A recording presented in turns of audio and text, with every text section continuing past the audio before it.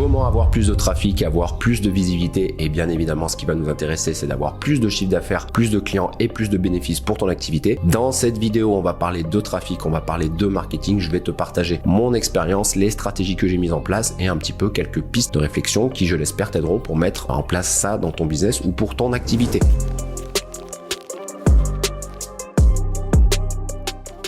Si tu me connais pas ou que tu prends la chaîne en route, je me présente, je m'appelle Quentin, j'ai fondé Karma, je suis un entrepreneur, je t'aide à avoir plus de clients ou à payer moins d'impôts. Si tu veux en savoir plus, voir un petit peu tout ce que je te propose, tu peux aller sur mon profil dans la description ou sur mon site karma.net. Je me suis pris quelques petites notes. Dans cette vidéo, on va parler de permission et d'interruption marketing. On va parler de trafic gratuit ou de trafic payant. Je vais également te partager quelques informations sur les créateurs de contenu, te partager aussi les réseaux sociaux que j'utilise et surtout quel réseau social tu vas pouvoir utiliser dans ta stratégie pour ton activité ou ton business. Sans plus attendre, on va rentrer dans le vif du sujet. En 1, on va parler du permission et de l'interruption marketing. Qu'est-ce que l'interruption marketing? C'est le premier type de marketing que tu vas pouvoir utiliser. Tu vas venir interrompre la personne et c'est un moyen de lui communiquer ton offre. Alors, quels sont les avantages de l'interruption marketing? Tu n'auras quasiment aucune limite d'audience, aucune limite de marché. Comme c'est nous, comme c'est toi qui va venir interrompre la personne pour lui proposer ton offre, et ben on va pouvoir vraiment toucher tout le monde. Alors, ce type de marketing, l'interruption marketing, il est souvent combiné avec du trafic payant, avec des publicités, avec ce qu'on appelle des ads. Je vais te donner un exemple. Si on prend la niche de la fiscalité dans laquelle j'ai des offres, c'est comme si je venais te voir et que je te disais, t'en as marre de payer les impôts, tu payes trop d'impôts, comment payer moins d'impôts? C'est tranquillement en train de scroller sur les réseaux sociaux et je vais venir t'interrompre. Clairement, c'est pas le type de marketing que j'ai choisi, mais l'interruption marketing, même si ça peut paraître un petit peu trivial, un petit peu bourrin, et ben ça marche quand même super bien, notamment quand on le combine avec des ads. À l'opposé, comme je te le disais, on va avoir le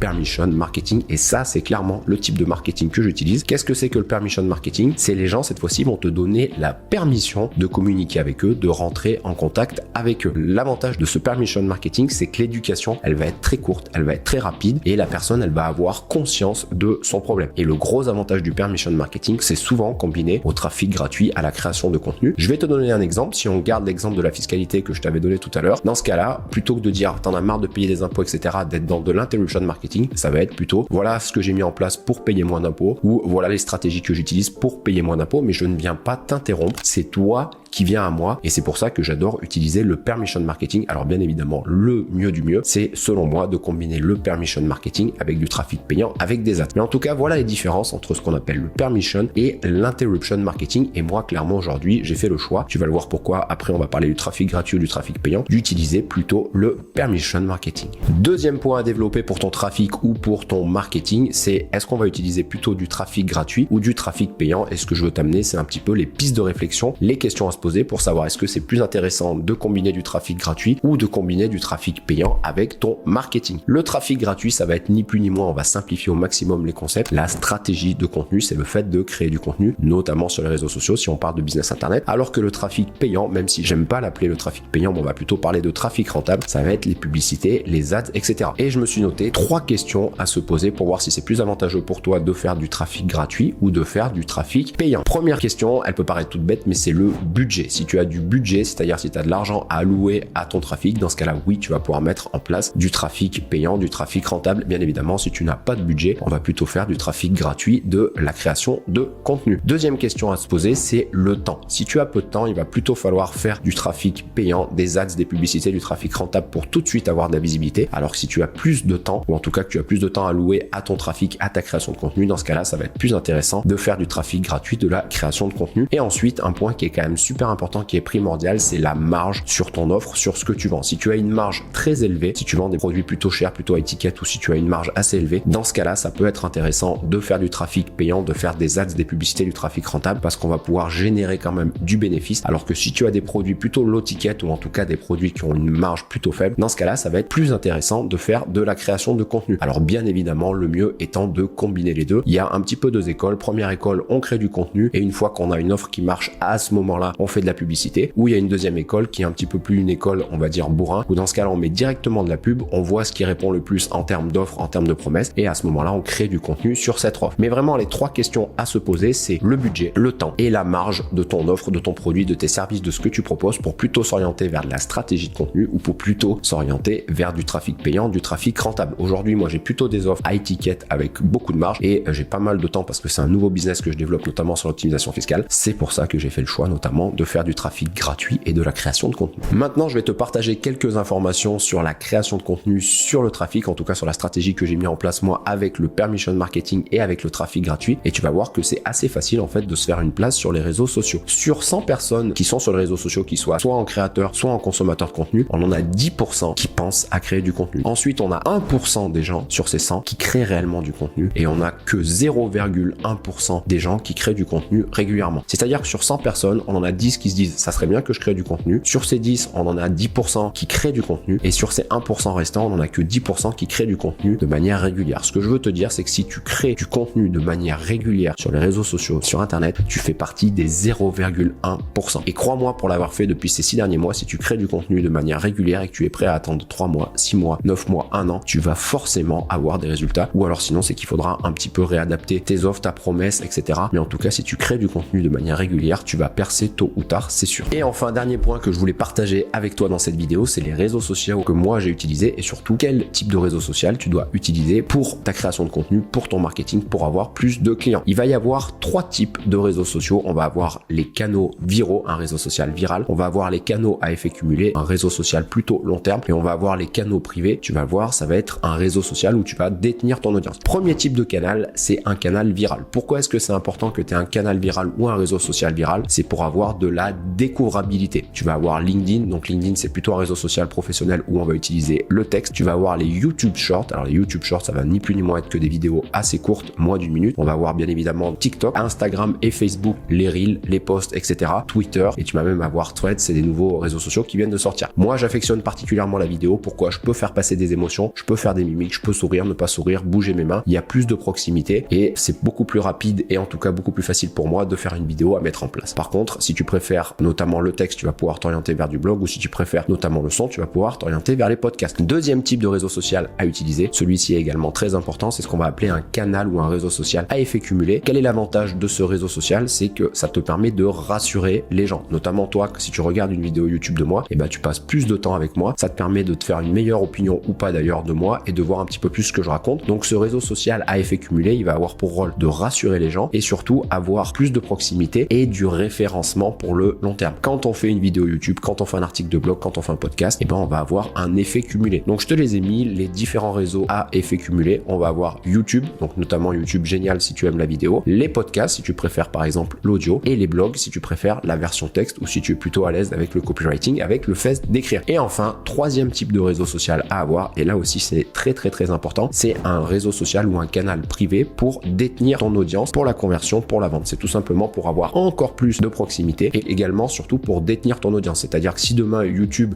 tombe en rade, je pourrais toujours te contacter avec ce réseau social, ce canal privé. Je t'en ai noté quelques-uns. Tu vas pouvoir utiliser la newsletter, tu vas pouvoir utiliser Telegram, tu vas pouvoir utiliser Slack, tu vas pouvoir utiliser Discord, mais le but c'est de détenir ton audience parce que si tu crées du contenu, tu es ni plus ni moins que locataire des réseaux sociaux sur lesquels tu crées du contenu. Je te refais un petit résumé. Un canal viral pour avoir de la découvrabilité, pour vraiment être visible de prime abord. Un canal à effet cumulé pour avoir du référencement long terme, pour rassurer les gens et avoir plus de proximité. Et un canal privé pour détenir ton audience, pour la conversion, pour la vente, etc. Voilà, j'ai vraiment essayé d'être le plus synthétique, le plus résumé possible. Moi, quelle est la stratégie que j'ai utilisée sur ces 6 derniers mois et qui aujourd'hui m'apporte 100% de mes clients? J'ai décidé d'utiliser le permission marketing, c'est-à-dire que je laisse un petit peu les gens venir à moi. Comme j'ai pas mal de temps et on va dire que j'ai moins de budget pour développer ce business, j'ai préféré le trafic gratuit et la création de contenu. Et ensuite, un réseau social viral pour la découvrabilité, un réseau social à effet cumulé pour le référencement et un réseau social privé pour détenir ton audience. N'oublie pas que 0,1% des gens uniquement créent du contenu sur Internet et sont réguliers. Donc si tu arrives à être dans cette caste-là, c'est bingo. Ah, j'adore cette phrase. Un travailleur besogneux dépassera toujours un talentueux. J'espère que cette vidéo t'a plu. N'hésite pas à me dire dans les commentaires si tu veux que j'approfondisse des sujets, si tu as des idées de contenu que tu veux que je te fasse, notamment sur le make money, sur le business, etc.